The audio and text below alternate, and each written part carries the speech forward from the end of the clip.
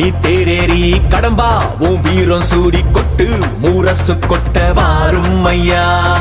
ஆறு படகில கோடி பேருல ஆறு முகனேவோ வீரம். கந்த பாத பின்னணித்தோ நடந்திருந்தா அச்சம் மிச்சம் இன்றி போகாதா.